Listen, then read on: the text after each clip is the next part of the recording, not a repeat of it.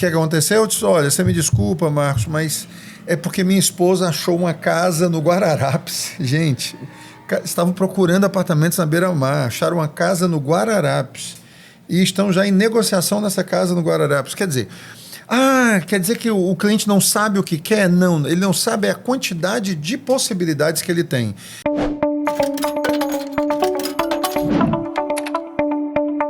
Olá, estou aqui hoje mais um Start Explica e hoje eu estou com um convidado muito especial. Tenho até que me segurar porque eu sou muito fã dele.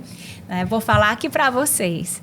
Ele é o Paulo Angelim, CEO da Viva Imóveis, é referência no mercado imobiliário desde 1987, formado como arquiteto urbanista, tornou-se corretor de imóveis em 2001 e, após 3 anos, fundou a Viva Imóveis, uma das mais importantes imobiliárias no estado do Ceará desde 2004. Paulo, muito obrigada por estar aqui. Prazer meu, pode ficar certa disso. Como eu lhe disse aqui nos bastidores, é uma honra, te receber aqui no Start Explica. Nosso primeiro convidado dessa nossa sequência de podcast, não podia ser outra pessoa, E a gente hoje tem essa missão de trazer para o nosso público essa tua experiência, essa tua sabedoria sobre os imóveis, sobre o mercado imobiliário no Ceará, certo? E aí eu queria que você desse um olá para o nosso público, para a gente aqui iniciar o nosso bate-papo. Fica à vontade. É um grande prazer, uma alegria. Obrigado pelo convite. E eu espero aqui, fico na expectativa. Já orei antes aqui, já pedi a Deus para iluminar, para que a gente traga coisas que realmente possam ser valiosas para nossa audiência aí, Maravilha. Então, Paulo, vamos lá. Falar da sua história é importante, Muitos conhecem, mas é muito importante para que a gente torne aqui até esse conteúdo, uma base, Estamos hoje em abril de 2026, Daqui a alguns anos, que esse conteúdo pode ser revisitado. Com certeza. E você realmente é uma personalidade no nosso estado, E é muito importante a gente entender toda a sua história, que dá muita base para a tua visão, E, como eu disse no começo, então você é arquiteto urbanista, Como é que foi essa tua trajetória da tua formação em arquitetura até o empresário, de uma forma assim, uma linha de tempo, que te levou para o mercado, dos imóveis, especialmente da corretagem, ser tão intenso? Tentar ser o mais rápido aqui, breve possível, mas nem por isso deixar em branco aqui espaços, Porque senão fica maçante. E o povo está doido para ouvir comentários, enfim. Mas, basicamente, é o seguinte, tudo começa lá em Xaramubim, minha terrinha. Eu só não nasci lá, mas realmente me criei lá. Eu fui com meses para Xaramubim. E aí, essa paixão por mercado imobiliário, na verdade não é nem por mercado imobiliário, é paixão por arquitetura mesmo. Por construção, ela nasce meio que olhando para o meu pai, que sempre gostou também muito de construção, era muito envolvido lá em Xaramubim, então várias coisas que ele construiu lá e eu ficava observando aquilo ali tudo, ainda meninote mesmo, e simplesmente fantasiando assim, a ideia de poder elaborar projetos, enfim. Então, eu fiz arquitetura e exerci a profissão, ainda quando estudante de arquitetura, mas aí o que é que aconteceu? Assim, são coisas que acontecem na vida da gente que a gente não necessariamente programou e dizem que o destino encontra a gente não encontra o destino, mas não precisamos ir por esse caminho não, mas o fato é que por alguma razão eu tomei a decisão de ir embora para os Estados Unidos, isso foi em 1990, de ir embora para os Estados Unidos. E aí, era logo depois do Plano Collor e a coisa estava meio degringolada e eu já estava trabalhando como arquiteto e tudo. E aí, fui para os Estados Unidos para trabalhar numa construtora. Como arquiteto. E aí, as coisas começaram bem lá e depois desandaram porque... enfim, a construtora lá, não precisa entrar tantos em detalhes, mas a construtora acabou não cumprindo aquilo que tinha sido programado. Eu fui para trabalhar nela e tudo e acabou não acontecendo. E nesse ínter eu comecei a me envolver com marketing. Foi quando casou essa coisa, foi quando o marketing entrou na minha vida. E comecei então a trabalhar essa questão de marketing ainda lá e recebi uma proposta para voltar para o Brasil, para montar um negócio aqui. E tanto que a minha família continuou lá, porque a ideia era só montar aqui e depois voltar para lá para ficar sendo a pessoa que iria gerenciar esse negócio, né, que era um negócio de importação, o negócio estava explodindo na época, porque tinha sido abertos os portos, enfim, né, era a abertura dos portos, né, que se comentava sobre isso. E aí o fato é que eu acabei vindo para cá, mas a coisa aqui cresceu muito e eu tive que trazer a família de volta. Então eu fiquei nisso até 1994, quando em 94 eu voltei realmente com os 2 pés para o mercado imobiliário, mas não mais como arquiteto, mas como um gerente de marketing, produto, enfim. Quer dizer, foi nesse momento aí que eu casei esses 2 interesses, essas 2 coisas, vendas, marketing dentro do mercado imobiliário. Né? Isso é para explicar por que eu venho depois a ser corretor. Então, né? Veio através do marketing, né? Então, para poder elaborar estratégias para o mercado imobiliário. Já era arquiteto, então tenho toda a sensibilidade da arquitetura. Tenho projetos aqui em Fortaleza, enfim, realizados, mas aí o marketing entra e amplia essa visão. Quer dizer, eu vou para um nível mais estratégico, realmente, né? Não mais ali aquele só de executar os projetos dos empreendimentos. E aí, então, começa toda essa trajetória aí de palestras, enfim, aí a corretagem entra em 2001, e entre 2001 e 2004, quando a Viva nasce, apareceu um outro negócio, né? Um negócio imobiliário também, era uma consultoria para clientes, né? Que não era bem uma imobiliária, mas era uma consultoria para quem queria comprar, que se chamava Prospectors, e acabou não dando certo, era muito complicado o nome e tudo, e aí em 2004 surge a Viva. Aí de lá para cá é realmente só mercado imobiliário, não tem outra coisa. Apesar de que nos anos 2000 eu ministrava muitas palestras na área naquela época se chamava motivação, palestras motivacionais, né, que era palestra de crescimento pessoal. Então, Brasil inteiro, rodando o Brasil inteiro nos anos 2000, em conjunto com a Viva, né, com a Viva Imóveis. Foi quando minha esposa e sócia chegou para mim em 2007 e disse: você quer ser dono de imobiliário ou você quer ser palestrante?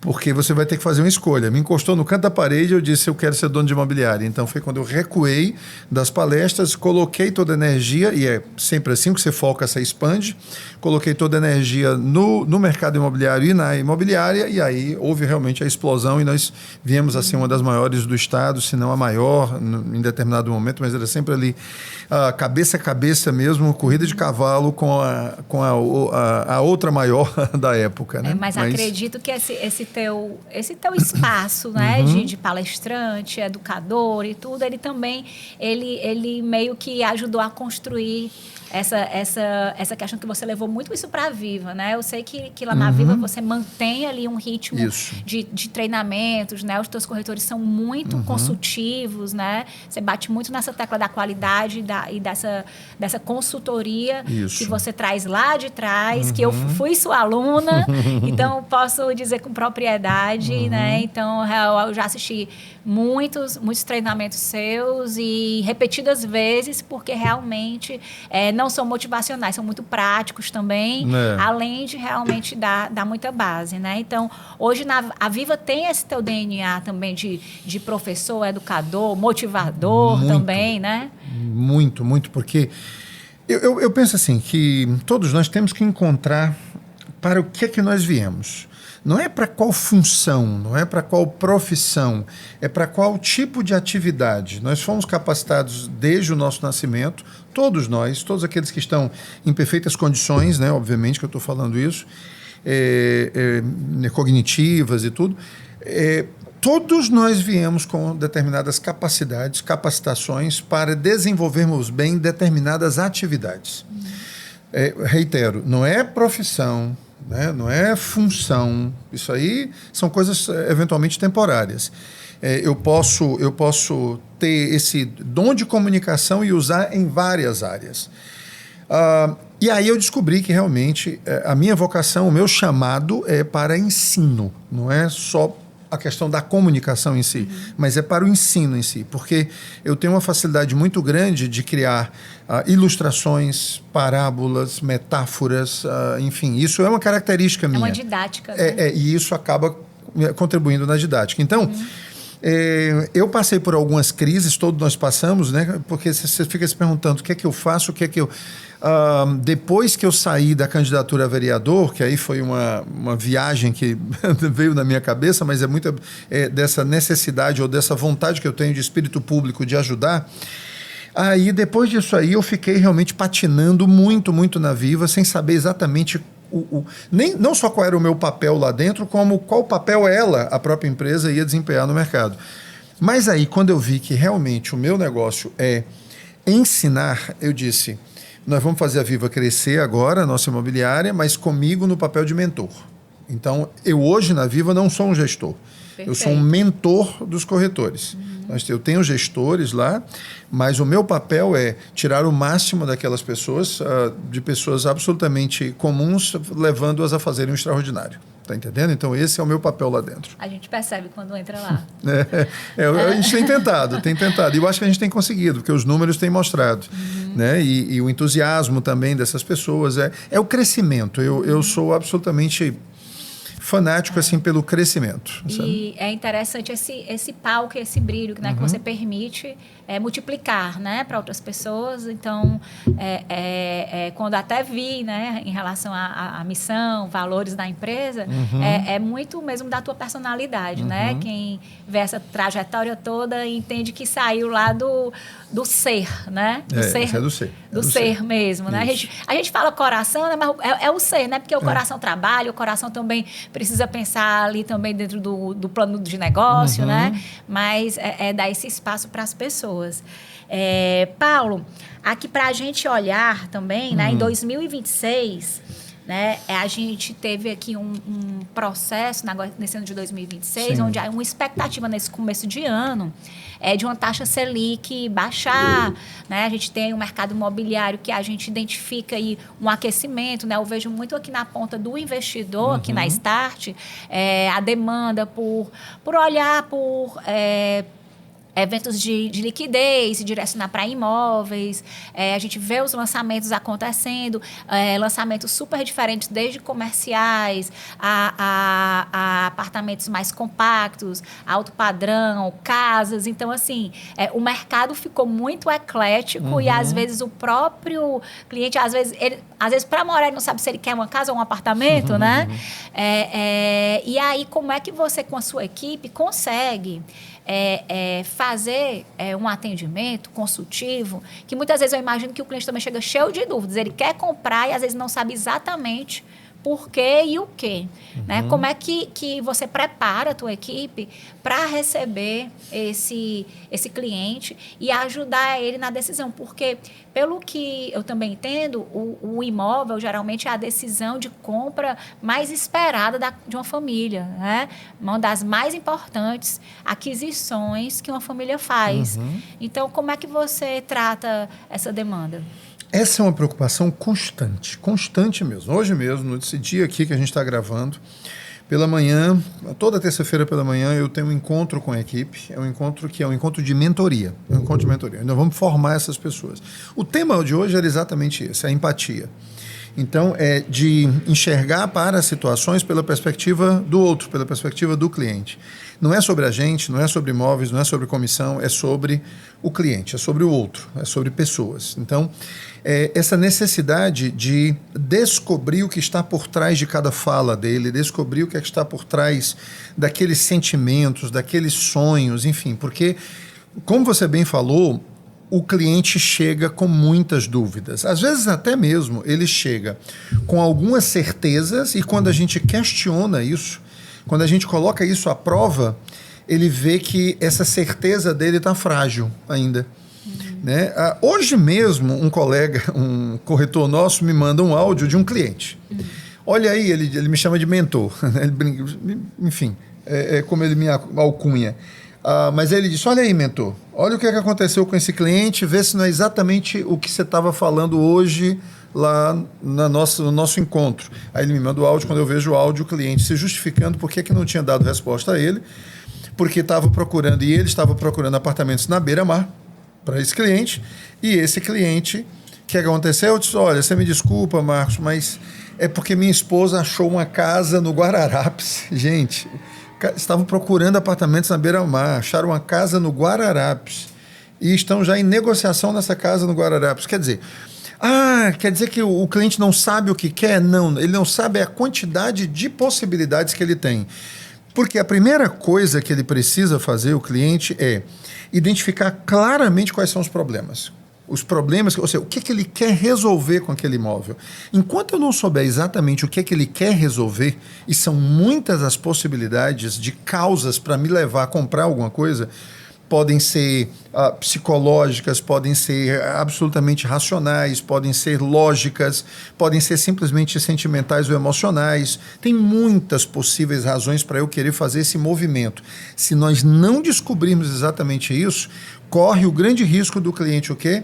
Ele comprar um imóvel pela razão, um imóvel que vai solucionar a razão errada. E não a razão real que ele tinha para querer aquele imóvel. Que ele até chega e diz... eu estava atendendo um cliente que estava pensando em comprar um imóvel caro, muito caro. Quando eu digo caro, de um preço muito alto. Altíssimo valor agregado. E aí, esse cliente, depois de uma conversa com ele, a gente realmente entendeu que ele não deveria comprar o imóvel porque ele estava comprando por deslumbramento. Meramente por deslumbramento. E ele ia, e eu cheguei para esse cliente e digo assim, perguntei para ele, me fala uma coisa, como é que você está hoje financeiramente? Ele disse, não, estou bem. Você está folgado? Está tranquilo? Estou tranquilo. É bom, né, esse sentimento? Como é que você vai ficar se você comprar esse imóvel? Não, Paulo, eu vou ficar apertado. E é isso que você quer? Vale a pena isso? Quer dizer, a gente tem que ter esse nível de preocupação, de zelo, né, com o cliente, a ponto de derrubar uma venda. Com certeza. Você derruba a venda, mas você conquista o cliente. Né? Então, foi exatamente o que aconteceu. A venda não aconteceu, mas a relação foi construída, a relação foi iniciada e espera-se que numa próxima ocasião, numa próxima necessidade, ele venha e venha... Eu não vou ficar frustrado se porventura ele procurar uma outra pessoa, porque eu já estou preparado para isso, porque isso é do mercado, são circunstâncias, mas você tem que ter essa clareza de ajudar. O nosso papel como corretor de imóveis é ajudar o cliente a clarear a situação, porque tem muito medo envolvido. O medo de errar, o medo de tomar a decisão errada, o medo de comprar errado. Paulo, como é que eu mitigo esse risco? Como é que eu diminuo esse medo? Você tendo absoluta consciência de por que razão você está querendo comprar. Porque lá na frente, pode ser que você olhe assim, chegue à conclusão, puxa vida, eu comprei errado, mas não tomei a decisão errada. Não me serve mais, mas naquela hora me servia. Naquela hora me servia. Hoje não é essa a solução que eu preciso. Mas eu não vou me martirizar por isso, porque quando eu olho para trás, eu tive o zelo e o cuidado necessário de olhar para a minha situação e ver que o que eu precisava era isso mesmo. Então, pronto, é só um ciclo que se fecha e um novo que se abre.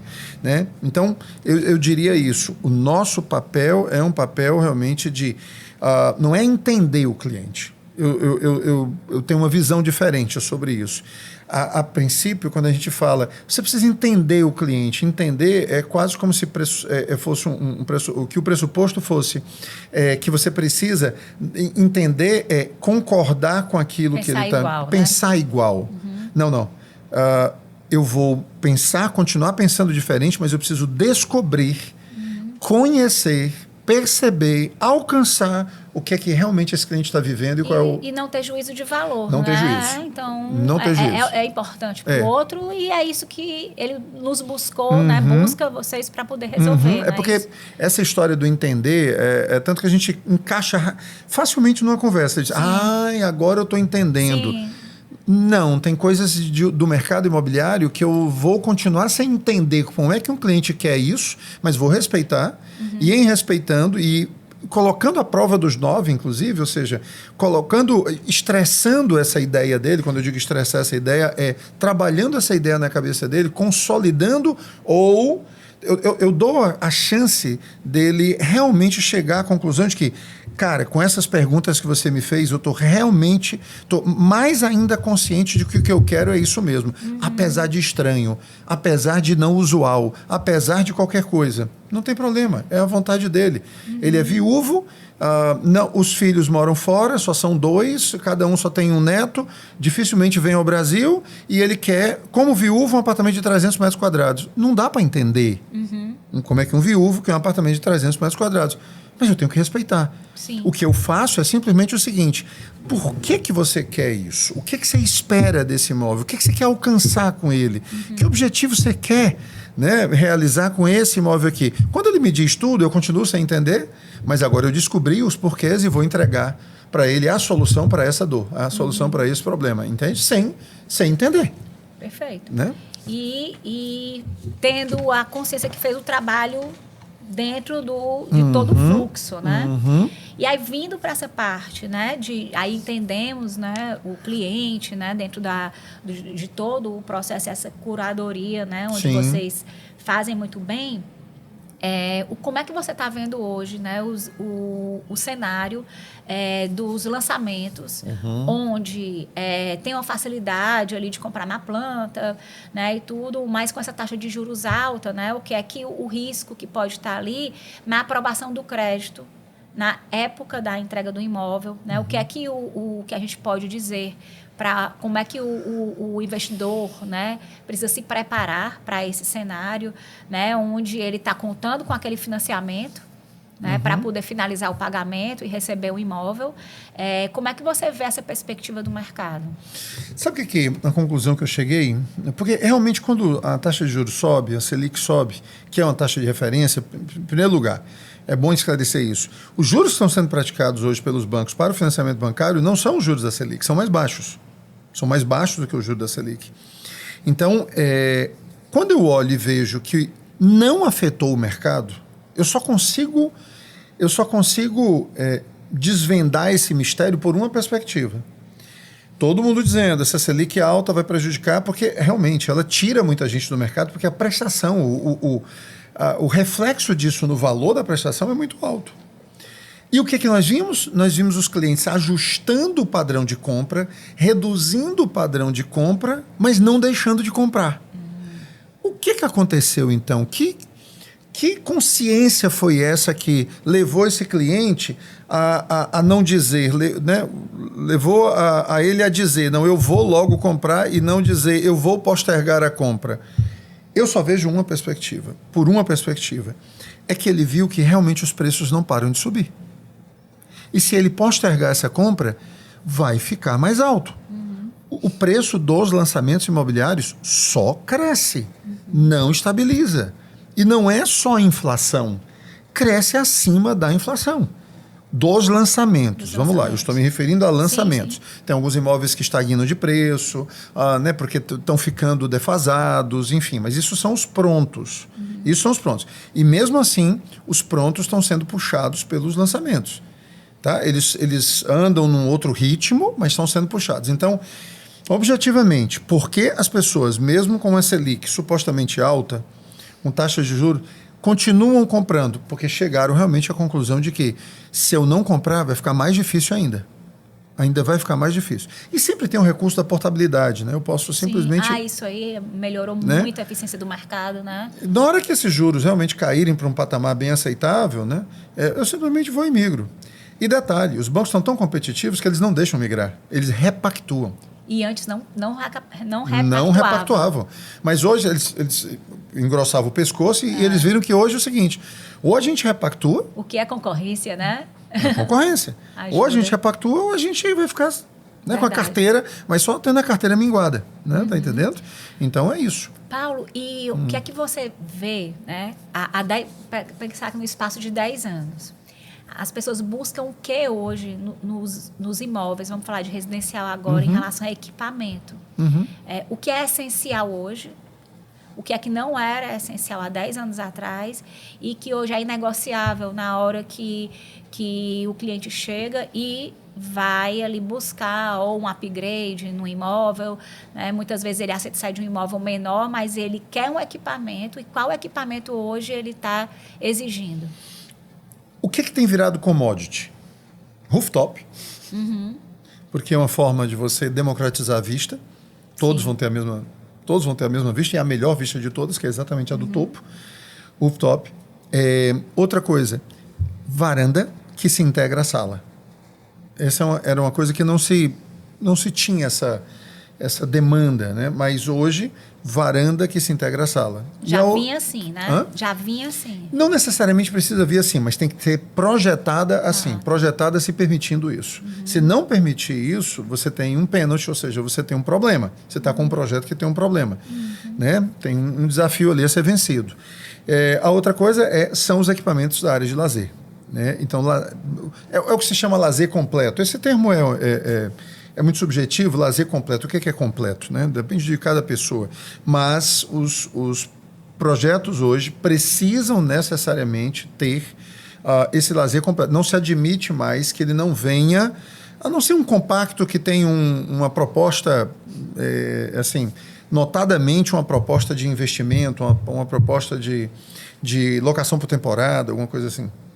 Mas foi residencial, tem que ter um lazer completo.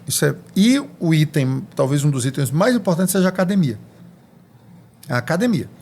É tanto que os empreendimentos que estão sendo retrofitados, eles retrofitam, normalmente eles começam por guarita de entrada, portaria, às vezes o acesso mesmo, vão para a fachada e depois o primeiro equipamento, ou seja, o primeiro espaço da área de lazer que é realmente retrofitado, enfim, melhorado, feito upgrade, atualizado, é a academia. Tá entendendo? E é muito bom você tocar nesse assunto, né? Porque essa questão, né, da saúde, né? Está tão consciente hoje para todos nós como é importante. Também traz ali um dado de longevidade. Sim. Onde a gente realmente é uma realidade hoje, a convivência, né? E a longevidade, pessoas chegando facilmente, né? Aniversários de 100 anos, 100 e poucos anos, é algo que está ficando cada vez mais normal. Para esse público, né? Que tem uma independência, tem uma autonomia, os filhos já não estão em casa, às vezes, que eu vejo muito aqui no planejamento financeiro, ter ali uma flexibilidade de poder viajar. Às vezes os filhos se espalham pelo mundo, né? E tem aquele, né? Vai fazer as visitas e passar algumas temporadas fora. Qual tipo de empreendimento, né? Se Fortaleza está preparada, primeiramente, para receber empreendimentos para esse público, né, que está tendo essa longevidade, e aí ele também fica mais exigente, mas às vezes mora só, qual é o equipamento de segurança que ele precisa ter. Como é que você está vendo o mercado se movimentando nisso? Existem dois caminhos, né? A gente tem visto, inclusive, em São Paulo, essa tendência do senior living, né, que eles chamam, né, que são essas moradias para...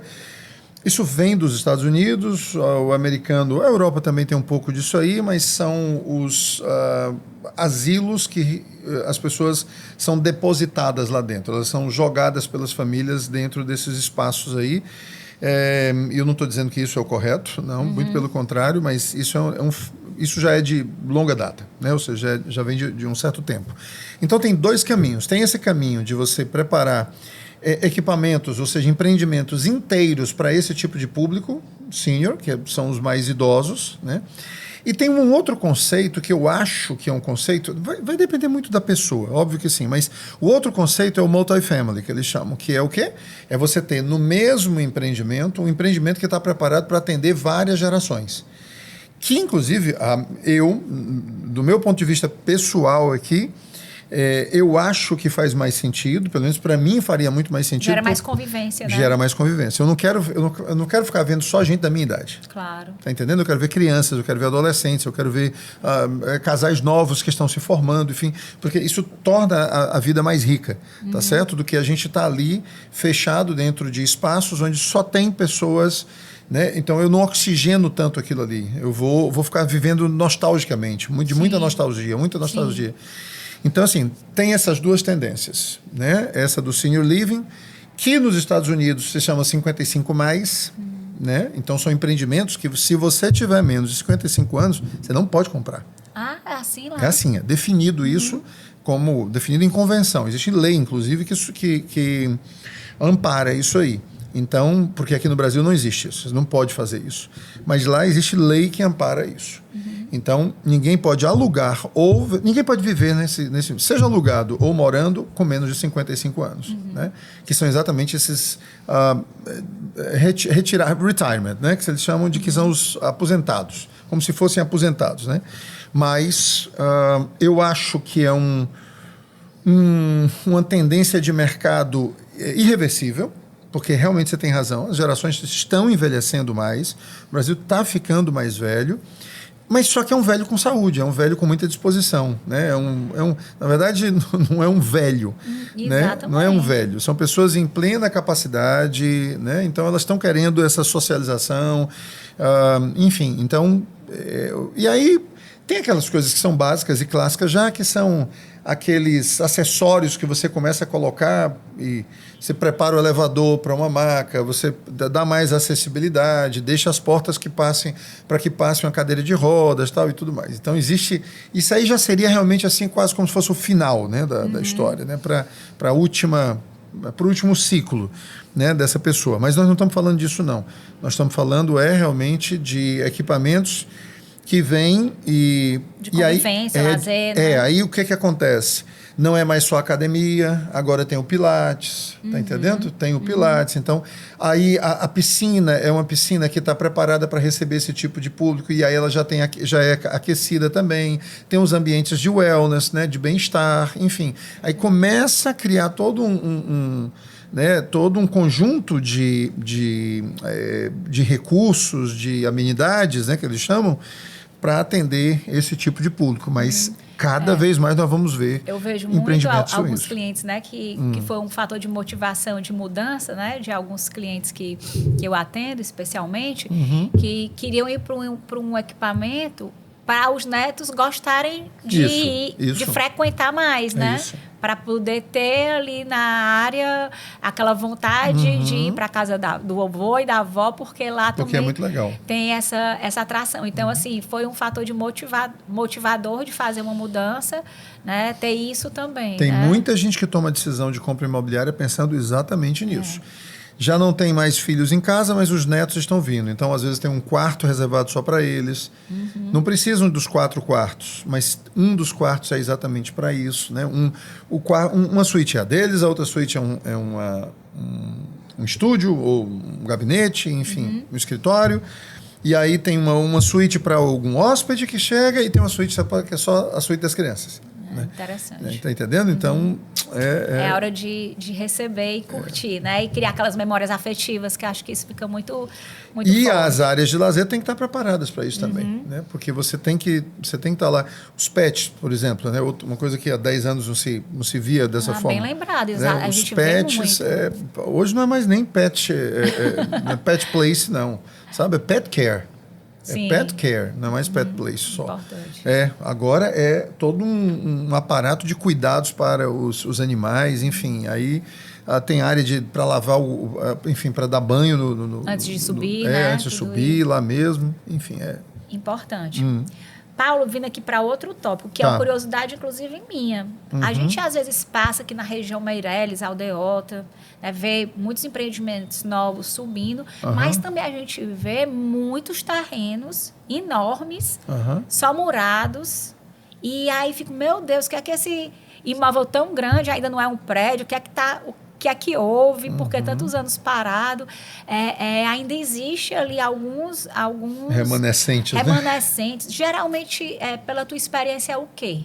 Esses imóveis parados, né? Porque valor de mercado e gente para comprar, a gente entende que tem, porque às vezes o vizinho está ali subindo o super prédio. E aí o do lado está lá, às vezes criando lixo, mato, né?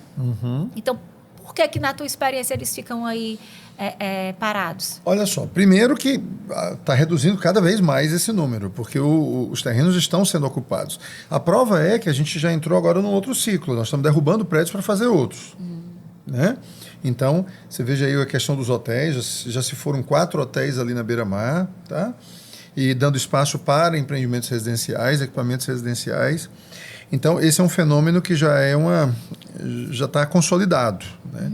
E com relação a esses últimos terrenos, esses últimos vazios numa área adensada, né, em uma área super populosa como é Aldeota e Meireles, aí você conta-se nos dedos e vai explicando.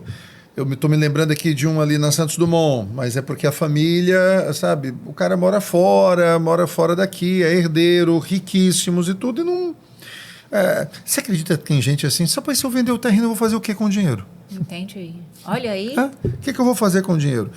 Então, muitos deles, não, deixa aí mesmo, deixa gerando renda aí, deixa essas lojas aí, porque o que a gente encontra muito também ainda são, ainda bem, mas infelizmente, essas lojas de rua que estão em alguns terrenos extremamente valorizados, né, se porventura o nosso plano diretor não tiver o cuidado de preservar isso, ou até mesmo não só preservar, mas obrigar a ocupação desses térreos, a ocupação desses espaços que estão contíguos aos passeios, né, às calçadas, e ocupar com áreas comerciais, nós vamos ter uma cidade só de muros. Cidade só de muros, como é, por exemplo, o Meireles. Por que o Meireles? Por que não é gostoso andar no Meireles? Por que não é agradável andar no Meireles? Porque é muro atrás de muro, muro, grade, vidro, muro, grade, vidro.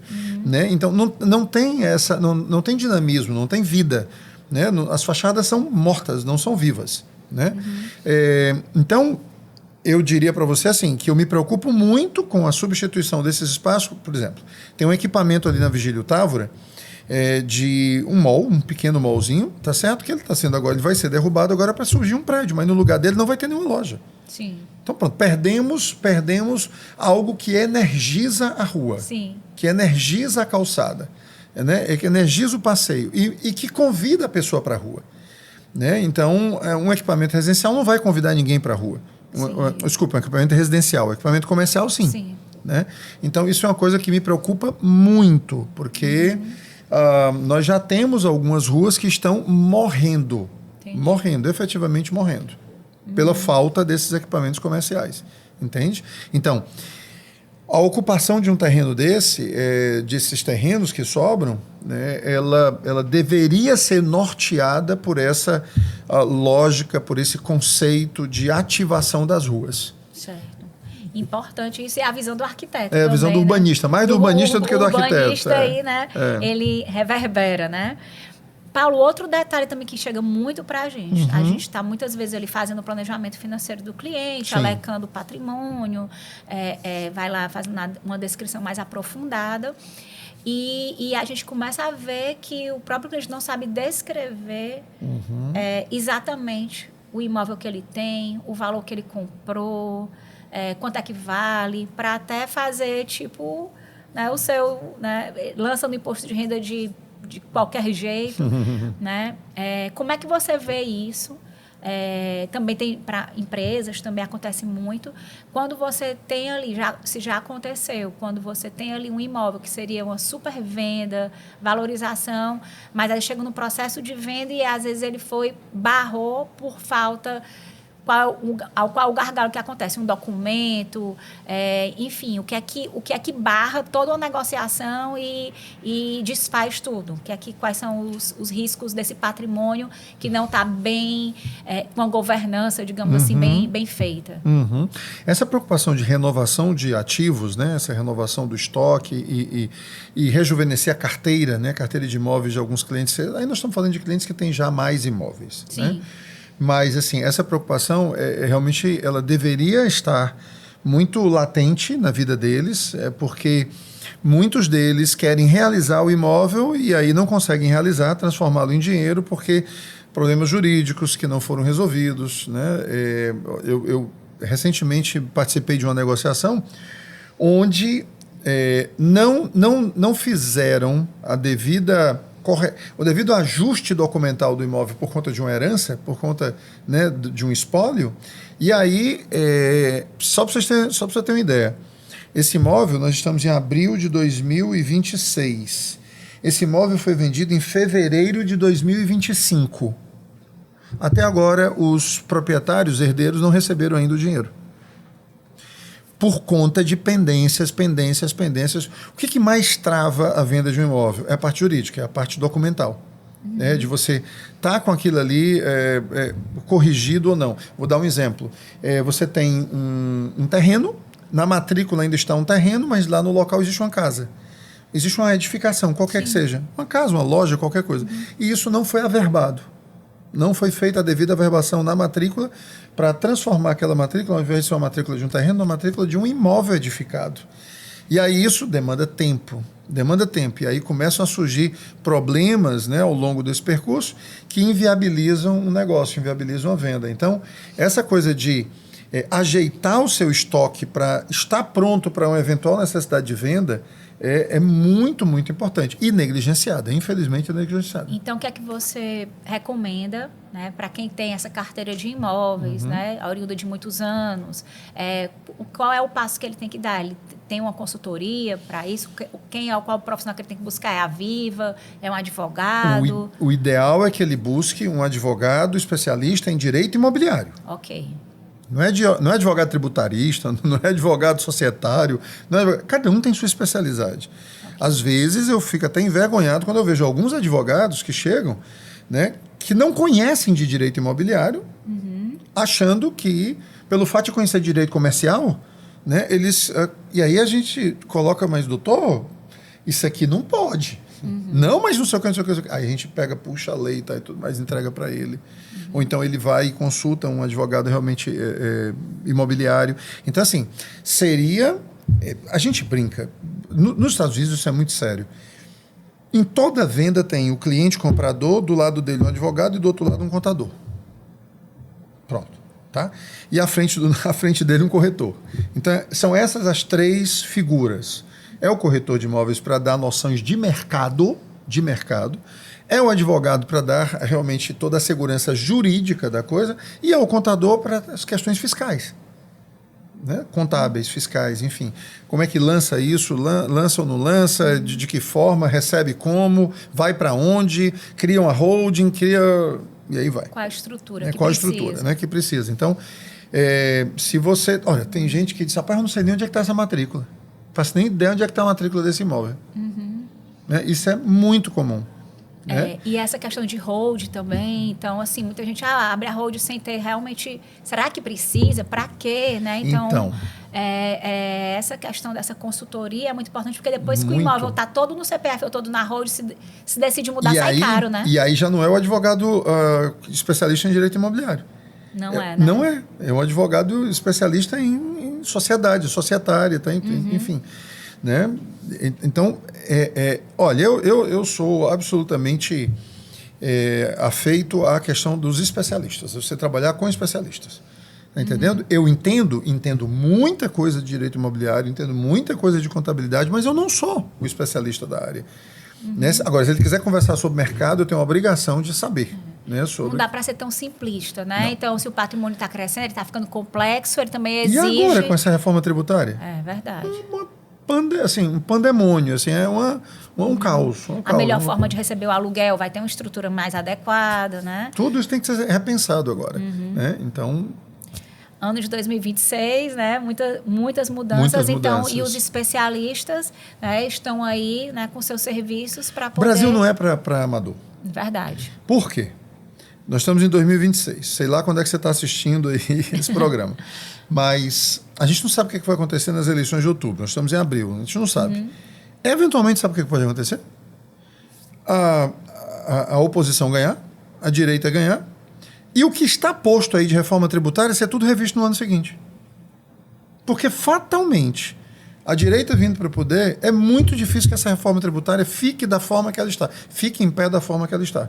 Com essa miríade de cálculos e de impostos e tudo. Muda a rotina de tudo, né? Muda tudo de novo. Até se o negócio fica viável, fica em pé, né? Muda tudo para muita gente. Para muita gente, entende? Então não é para amador mesmo não, sabe? É verdade. E falando sobre isso, você já passou por muitos ciclos, né, Paulo? Muitos. Então, a vantagem de ser velha é essa. Muitos ciclos, né? Até, né, lembrando até um pouquinho realmente né? Fui ali também, acho que nos anos 2000, acho que quando justamente eu tive, né, vários treinamentos ali com você, a cidade crescendo ali para a região ali das cidades funcionários, né? Teve vários lançamentos e enfim, a gente vê assim, esse crescimento, né, de Fortaleza. E, ao mesmo tempo, ciclos também que vão e vêm. Né? O que é que você vê desses ciclos? Tem momentos que eu me lembro, quando eu era corretora, que eu estava no stand, certo? No domingo, e chegava a vender 4, 5 apartamentos. Né? Então, e aí, alguns momentos, passava um tempo, não aparecia ninguém. Né?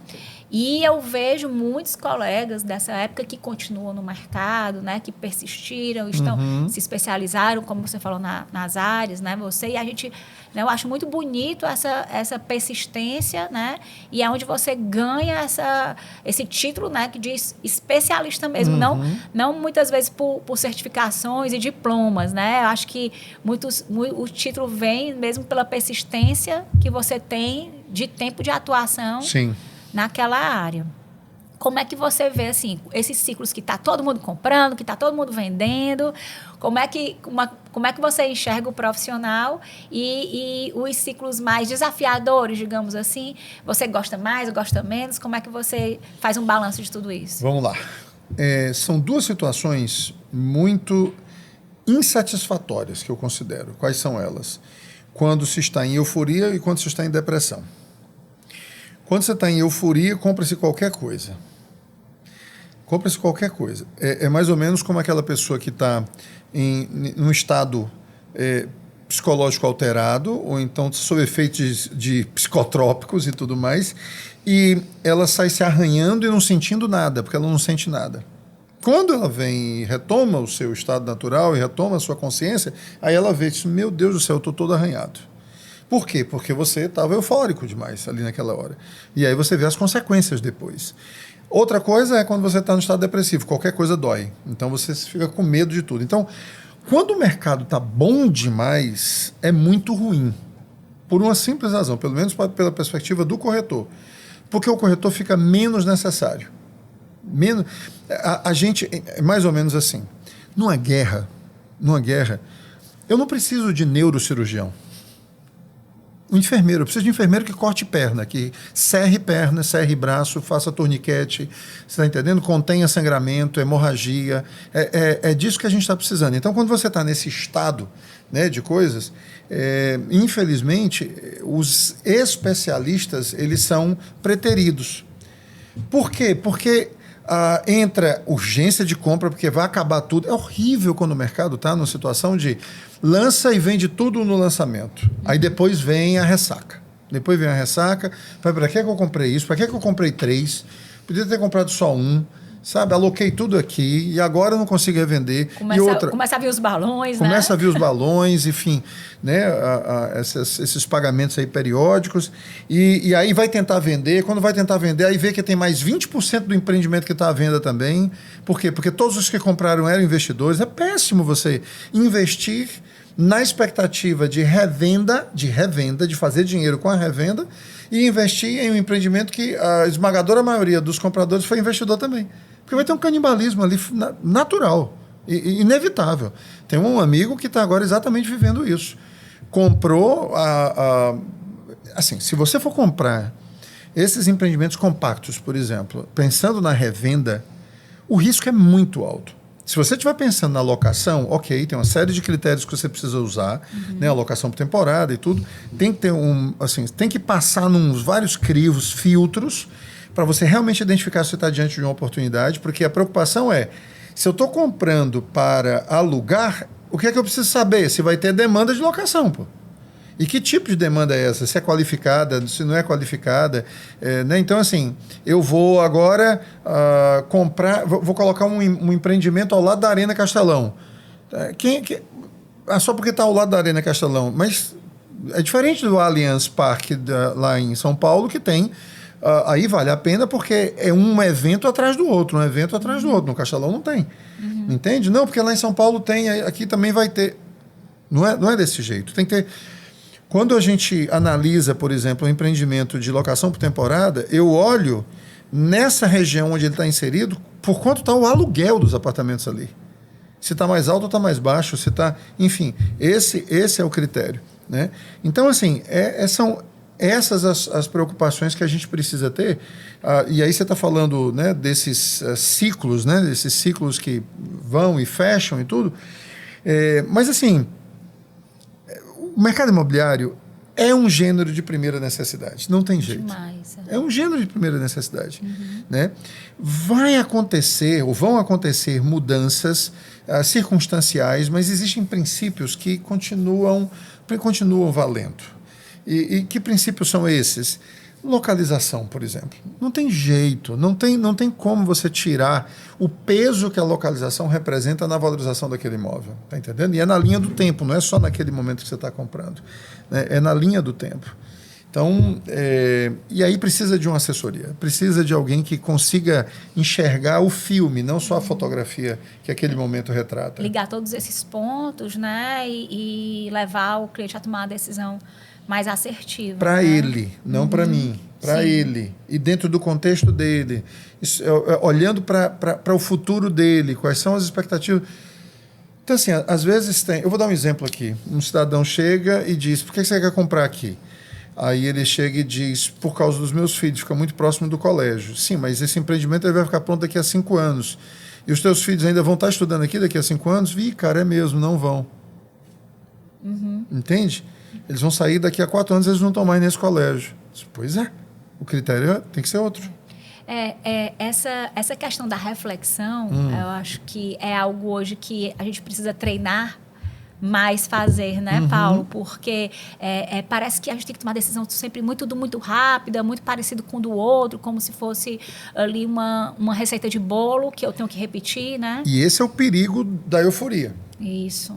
Porque aí o corretor, ele se torna um apêndice e não um fator determinante do sucesso daquela jornada de compra. Tá entendendo? Maravilha. Paulo, mudando um pouquinho de assunto, tá, né? Porque eu dei uma pulada aqui, mas eu tinha colocado. Você também é autor de livros, né? Assim, pode fazer um briefing, assim, né? Tem um livro seu que, inclusive, como é Morra ou Mude? Morra e Mude. Morra e Mude. Morra e Mude. E Mude. Como é que foi essa inspiração? De onde veio? Por que veio esse livro? E os outros também, né? Se você quiser dar Mas esse chama bastante atenção. Esse do Morra e Mude, o conceito é bíblico, né? Que a semente precisa morrer para germinar, né? E isso está em música também. Mas o que a gente precisa é o seguinte, para eu querer uma versão nova, eu preciso matar a versão antiga. Então, você chega e entra num casamento pensando como um namorado. Não vai dar certo. Não vai dar certo. Tinha coisas que eram próprias e que eram aceitáveis dentro do namoro. Dentro do casamento não é mais. Você chega na universidade e quer que a universidade continue se comportando como era no colégio. Não vai mais. Você não vai ter mais ninguém ali lhe cobrando do jeito que você era cobrado no colégio. Entende? Então, são essas passagens aí, né? Então, o princípio do livro é mais ou menos esse. Eu quero ser uma nova versão, eu quero estar no outro patamar, mas eu não mato. E matar isso aí significa o quê? Mudar hábitos. A mudança desses hábitos. Então, eu preciso eliminar aquelas coisas que eram próprias de menino para vir a ser adulto. Então, mas aí hoje um grande problema são esses adultos adolescentes, né?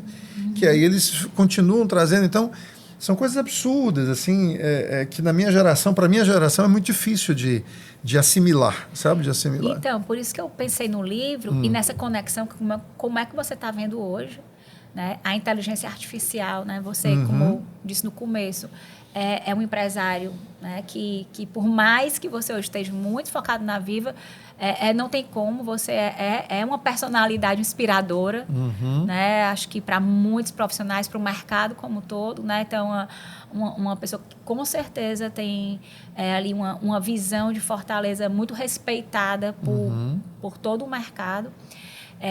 E aí, quando você recebe hoje, né, um jovem, né, quer trabalhar na Viva, né, e com a cabeça ali focada no IA, nas facilidades na internet, né, como é que você tenta fazer essa conexão, né, do que a inteligência artificial pode trazer de facilidade, mas como também não se deixar envolver tanto para não perder ali o feeling, né? O feeling de ser humano.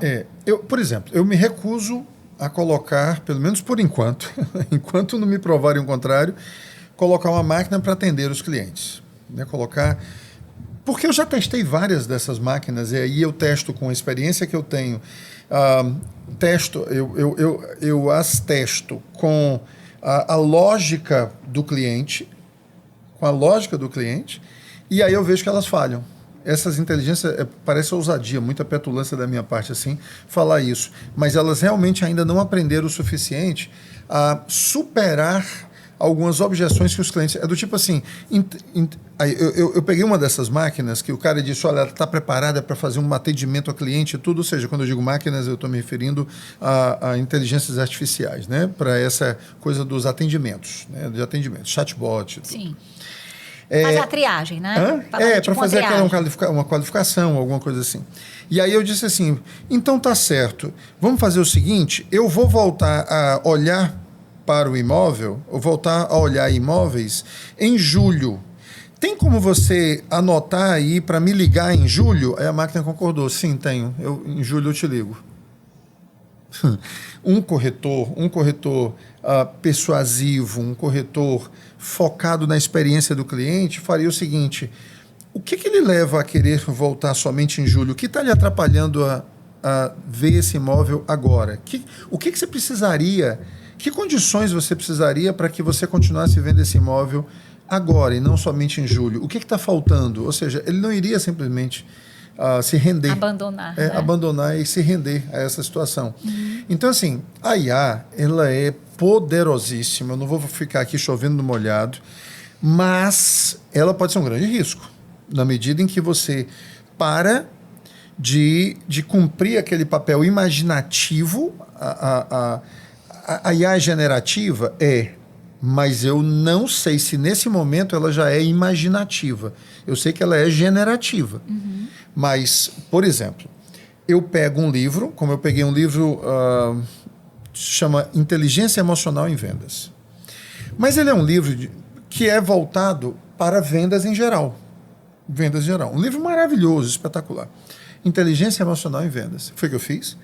Peguei o livro, coloquei na IA e disse, eu quero agora que a gente pegue capítulo por capítulo desse livro, um a um, e aplique todos esses conceitos à área de corretagem imobiliária. Então, ao invés de eu ler o livro Inteligência Emocional em Vendas, eu vou acelerar o processo de aprendizado, porque eu vou ver já de imediato a aplicação do livro à minha área específica. Então, era como se eu estivesse lendo aquele livro que foi criado para todos, foi criado para vários segmentos, mas aí um livro agora aplicado especificamente à minha área. Ou seja, a velocidade de aprendizado é gigantesca. Uhum. Porque eu não vou precisar fazer essa decodificação. Agora, tudo isso por quê? Por causa da imaginação. Eu imaginei isso aqui e eu apenas pedi que ela cumprisse. Sim. Você está entendendo? Pedi que ela cumprisse. Então, é assim, se você colocar três pessoas pedindo supostamente a mesma coisa, podem vir três totalmente diferentes, totalmente diferentes. Uhum. Porque vai depender da pergunta, do contexto que é criado, do propósito que é estabelecido, da estrutura que é dada para aquela IA. Da estrutura que eu digo é como é que você quer que ela estruture a resposta. Então, assim, a IA ela é absolutamente necessária e quem é que vai dominar o mercado é quem souber usá-la. Uhum. Não é ela vai dominar, não, é quem souber usá-la. Né? Porque você vai sempre, pelo menos por enquanto, enquanto elas não dominarem, e aí eu não sei se isso vai realmente acontecer ou não, se a gente vai ver os filmes, né, aqueles filmes antigos, né, futuristas, né, se materializando, que elas dominam e aí vão passar a dominar a gente. Enquanto isso não estiver acontecendo, o que vai acontecer?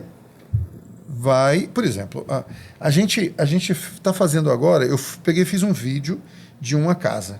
Aí no vídeo dessa casa eu contei uma história, eu fiz um storytelling. E aí eu fiz esse storytelling e aí eu pedi pro nosso social media lá, pro nosso designer, ele faz o seguinte, coloca um casal aqui, na frente da casa. Ele pegou a casa e colocou um casal feito por IA na frente da casa, sorrindo e, enfim. Mas esse casal não existe. Sim. E depois eu pedi para ele pegar os ambientes que estavam vazios e faz o seguinte, mobília todos esses ambientes aqui, vai mobiliando mesmo em filme, né? Ou seja, em vídeo, esses ambientes. Então, quer dizer, com esse tipo de recurso é interessante. Ela mata alguns empregos, sem sombra de dúvida. Mas quem é que vai prevalecer? Quem usa muito bem para fazer isso. Quem consegue dominar, porque ela vai continuar precisando de um prompt, de um comando. Prompt é comando. O nome, assim, se a gente for pegar pela palavra, né? Se fala muito que é o assistente, né? Assistente? É um assistente. É um assistente. Então, é o assistente. Então, quem dá a ordem para o assistente... Esse é o ponto. Né? E aí, em função, dependendo de quão bem elaborada foi essa ordem, esse comando... Uhum. Eu uso a IA de um jeito que não é tão usual para muita gente, mas muita gente usa, mas eu faço isso desde que praticamente ela chegou. Eu vi que a lógica é a seguinte, não pergunte a IA como é que ela responde ao que você precisa. Você pergunta a IA como é que eu deveria perguntar a ela. Pergunte para a IA, eu quero isso, isso e isso. Como é que eu devo lhe pedir isso? Aí ela vai me dizer como é que eu devo pedir a ela para ela fazer aquilo que eu quero. Porque se eu pedir do meu jeito, vem limitado. E ela própria, criando o prompt para alcançar aquele objetivo, o que é que vai acontecer? Ela vai ser muito mais rica. O prompt é muito maior, o comando é muito maior. Então, eu faço normalmente isso. Eu vou dar um outro exemplo. Eu quero que você analise essa situação aqui imobiliária. Aí eu digo, os elementos que eu tenho são esses. O que mais você precisaria saber de mim para que você tenha as informações completas para criar o que eu quero, para gerar o que eu quero? Aí ela pergunta, Paulo, me esclarece isso, isso, isso e isso. Aí eu esclareço, eu disse, agora eu tenho todos os elementos para poder te entregar o que você precisa. Eu pedi para ela elaborar um plano de negócios e eu disse, olha, o plano de negócios que eu tenho em mente é esse, isso, isso, isso, isso e isso.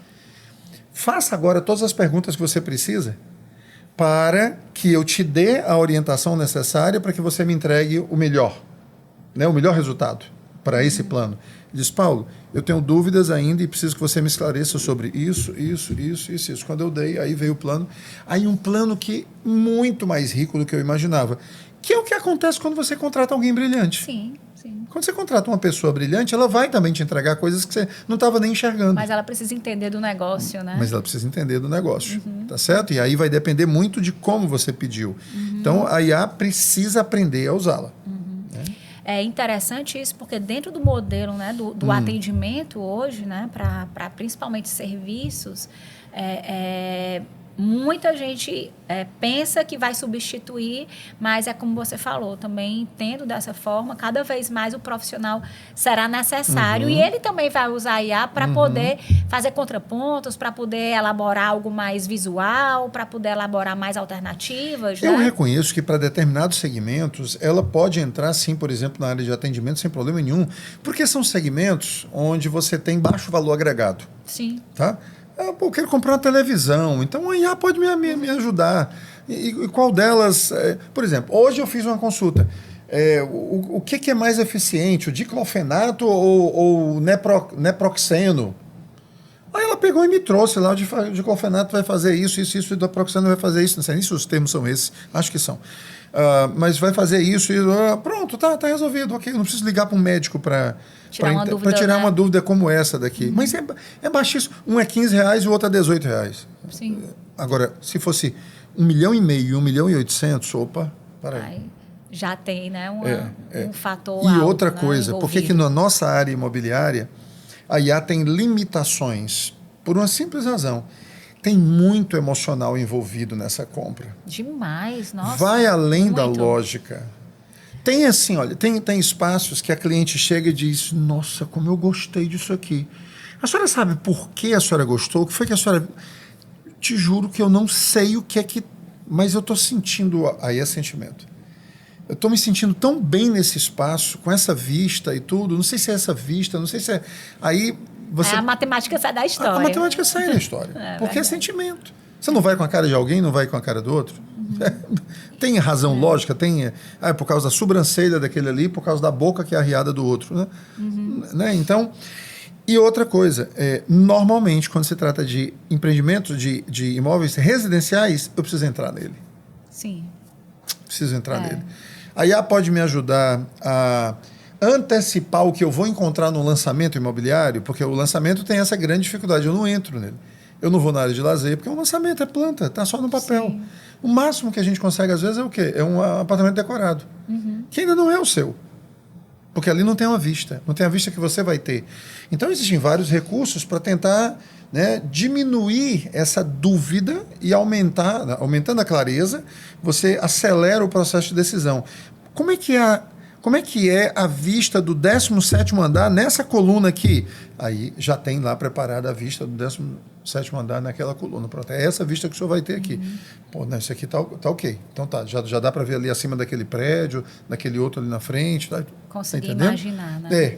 Para materializar, tangibilizar isso aí de tal forma que diminua essas tensões, né? Esse tensionamento. Mas será que... Entende? Então, as IAs vão nos ajudar muito nesse processo. Mas tem muita emoção envolvida. Eu estou lendo agora sobre isso, emoção e razão na compra imobiliária. Meu Deus do céu. Muito. Elas andam ao lado ali, um ao lado do outro, o tempo todo uma sobrepondo a outra, uma... E trazendo, então, já para o próximo bloco, você puxou agora perfeitamente. E a gente vê muito isso aqui na Start, né? Quando a gente faz uma reunião, principalmente com casais que estão em processo de aumentar o patrimônio, de ter atingido ali um nível de investimento, e aí começa a querer tomar as decisões. Sim. Então, às vezes, tem ali um objetivo de pensar mais na carreira, de pensar mais na segurança, no se realmente se eu não tiver essa renda, eu preciso ter ali uma reserva para poder passar por uma temporada um pouco mais baixa na profissão. Já, geralmente, né, a mulher ela já quer ter uma estrutura mais adequada para passar a infância dos filhos de uma forma mais inteira, né, mais intensa. E aí a gente começa a ver tudo isso. Então, trazendo para esse bloco esse emocional, a gente está muito consciente, né, de que essa parte do imóvel, né, residencial, principalmente da família, ela é uma fase assim, muito importante, que ele precisa de muito apoio para tomar essa decisão. Né?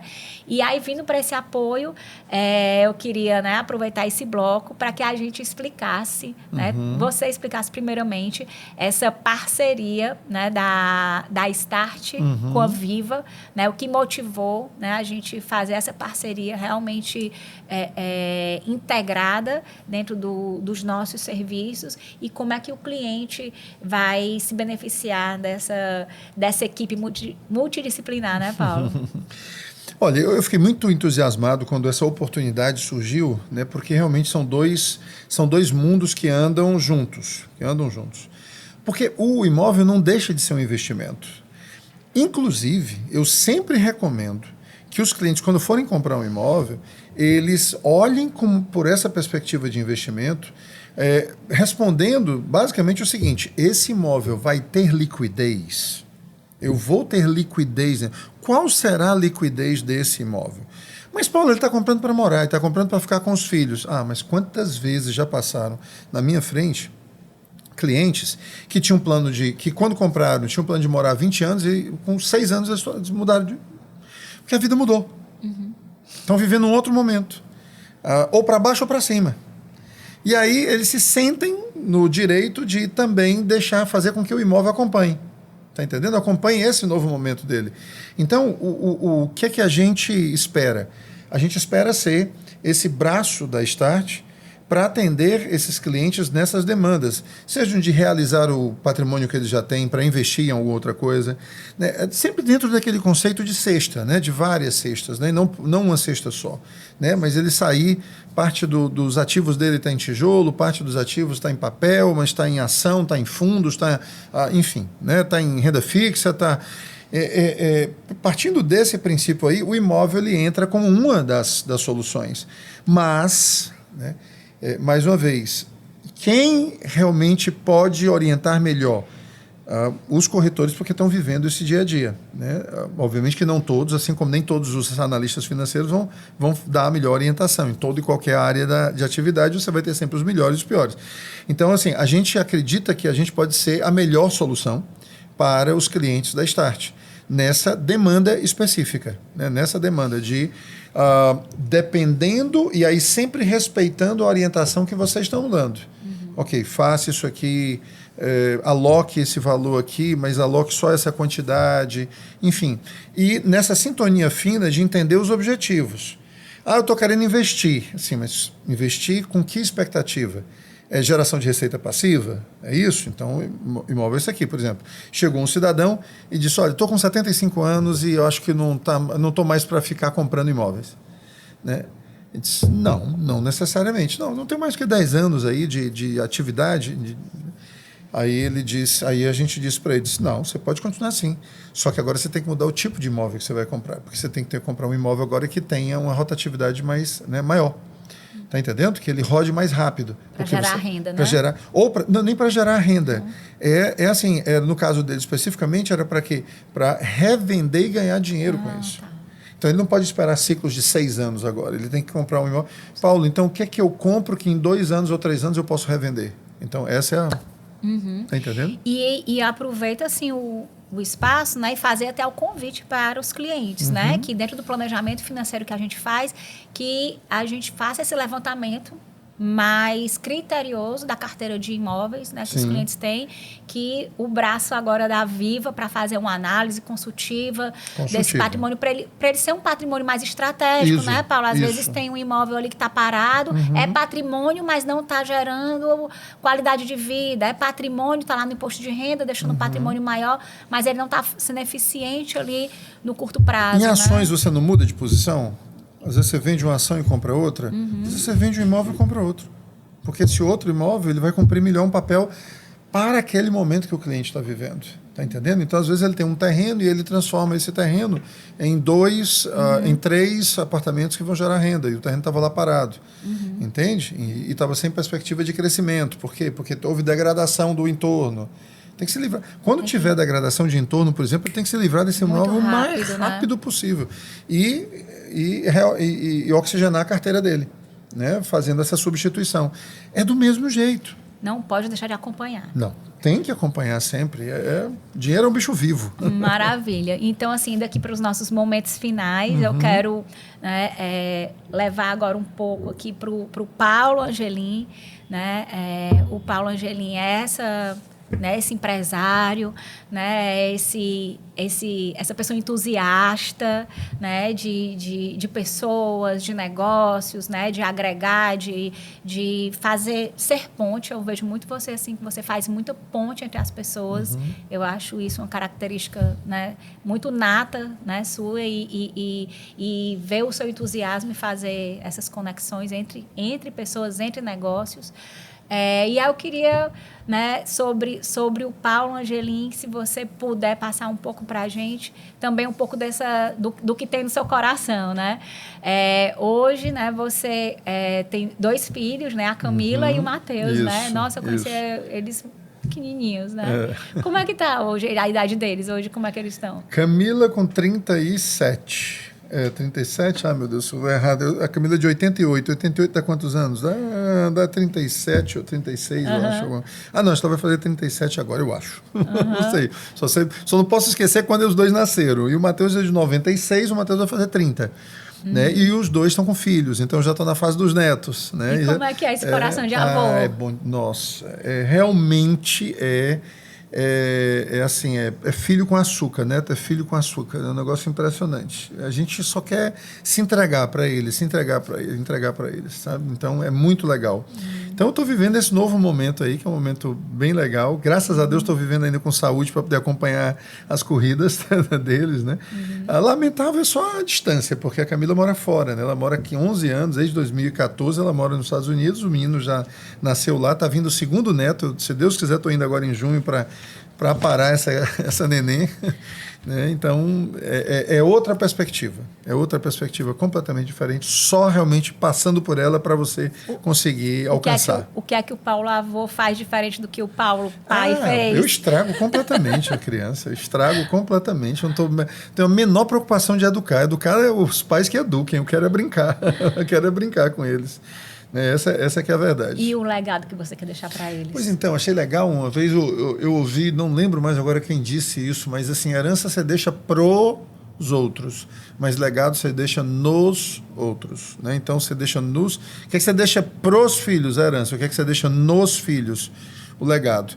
O legado é, acima de qualquer coisa, a primeira coisa é a minha cosmovisão cristã, né? Ou seja, é andar aos pés do Senhor, andar em integridade, andar em generosidade, andar em humildade nesse caminho, né? No caminho que Cristo deixou aí.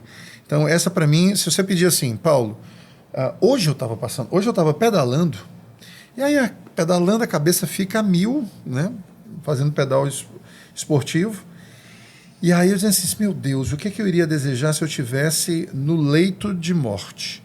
E a única coisa que me vem à cabeça é, Senhor, cuida que eles nunca saiam dos teus caminhos. Pronto, é isso. Só isso. É só isso que eu preciso para minha esposa, para meus filhos, para meus netos, para meus pais. Só isso, porque o resto se resolve. Está entendendo? Então é a integridade, essa coisa da retidão, do temor. Né? Então, essa é a minha principal expectativa, sabe? Para eles. Muito bom. E a gente, mais uma vez, né, eu reitero que conhecendo você, a gente vê essa tua ansiedade, né, de viver essa presença, né, de viver realmente assim. E também queria que você deixasse também para os nossos ouvintes também uma mensagem final, mas eu queria que você falasse também, você é autor, né, educador, assim, qual é o livro que você deixa assim como mensagem final aqui para os nossos ouvintes aqui? Esse livro aqui é o livro que eu recomendo para que vocês leiam. Olha só, além da Bíblia, que é a primeiríssima, vem em 1º, 2º, 3º, 4º, 5º, 6º, 7º, porque é um manual. É o manual do fabricante. A Bíblia é o manual do fabricante. Né? É o manual do fabricante, é o manual do fabricante, realmente. Então, assim, obviamente que não é fácil de ser lida, mas quanto mais você lê, mais ela fica clara. E óbvio que hoje em dia existem muitos recursos. Eu leio a Bíblia o tempo todo com o chat. O meu chat, ele é crente, sabe, é cristão. Por quê? Porque eu já cristianizei ele, né? Ou seja, já converti o meu chat. E aí você sabe, quem sabe usar IA, sabe que você pode programar a IA, configurar a IA para olhar pela sua perspectiva. Então, ele é calvinista, ele é reformado, enfim. Então, meu chat olha para as coisas, e aí eu estou sempre ali consultando e conversando com ele, discutindo com ele. Eu discuto com o chat, discuto mesmo, debato com o chat e tudo. Então, um livro, Bíblia, acima de qualquer coisa. Mas um outro livro foi muito importante para mim, porque ele começa exatamente desse jeito, não é sobre você, é sobre o outro. Isso fez toda a diferença para mim. Eu sou um homem até 2019 e outro homem de 2019 para cá. Apesar de estar no Evangelho desde 1987, apesar de estar vivendo a vida cristã desde 87, mais intensamente, né, digamos, mais mergulhado mesmo, foi esse livro, Uma Vida com Propósito, né, Uma Vida com Propósito, do Rick Warren, que realmente me fez olhar por outra perspectiva e me transformar num outrocêntrico. Em vez de um egocêntrico, eu sou hoje um outrocêntrico. A minha preocupação é sempre o outro. Né? Na medida assim, em que é bíblico isso, porque ele disse que nós não viemos para nós mesmos. Paulo falou isso quando escreveu os Romanos. Ninguém veio ao mundo para si mesmo, nós viemos para o Senhor. Só que ele próprio disse, quando você fizer isso por alguém, está fazendo por mim. Quando você fizer isso por algum necessitado, hoje a gente tem um projeto social lá no centro para resgatar pessoas em situação de rua, né? E a gente atende ali, em média, 130 a 150 pessoas por dia naquele centro. E aí a gente já está fazendo cirurgias de catarata, levando essas pessoas, tentando tratar das enfermidades delas e tudo, enfim. Então, assim, é o outro. A história é essa. Se você viver nessa perspectiva, não é de a qualquer custo satisfazer o outro, não. É atender às necessidades genuínas, legítimas dele. Mimimi, não. Capricho, não. né? Nada disso. Eu estou falando de necessidades, sabe, legítimas. A vida muda completamente. Aí você ganha um sentido. Aí eu consegui realmente entender que o propósito é ele e o sentido é o outro. Qual é o sentido da vida? O outro. Você é a via, né? E nós somos só um instrumento. Só um instrumento, só um vaso na mão do oleiro ali para ser bênção. Ser bênção para aquela pessoa. Aí você encontra a realização. Realização pessoal. A realização pessoal passa por se sentir útil. Se sentir útil, né?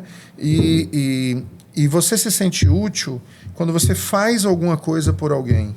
E isso não é trabalho na medida em que você faz isso com amor. Aí isso vira vocação, isso vira chamado, né? Então você faz isso com tranquilidade. Então você quer se realizar, se sinta útil. Quer se sentir útil, sirva. Quer servir sem que isso seja um peso? Ame. Pronto, a sequência é essa daí. Quando você ama, você serve. Quando você serve, você se sente útil. Quando você se sente útil, você se realiza. Então, eu estou aqui para realizar o propósito que Deus tem para mim. Então, esse aqui eu encaro hoje como uma responsabilidade. Alguns vão olhar como uma oportunidade de se projetarem. Não, eu venho para cá e oro antes, mas com que perspectiva? Senhor, me dá o entendimento, o discernimento e a sabedoria daquilo que realmente pode, de alguma forma, contemplar essas pessoas e agregá-las, né? E ser de valor para elas. Então, eu não faço isso aqui agora pensando o que eu posso falar melhor aqui, que de repente me projete mais, que me traga mais visibilidade. Não. É sempre assim, como é que eu posso orientar melhor? Como é que eu posso educar melhor? Como é que eu posso servir melhor essa pessoa? E você, e os meninos que estão aqui na produção e tudo, entende? Então, minha preocupação é, será que eles estão gostando de estar produzindo esse... Então, a minha visão é sempre essa, a perspectiva é sempre essa, não é a minha, é sempre pelo olhar do outro, sabe? Isso aí mudou, isso aí fez toda a diferença na minha vida. Mudou minhas relações em casa, com meus filhos, com a esposa, com tudo, sabe?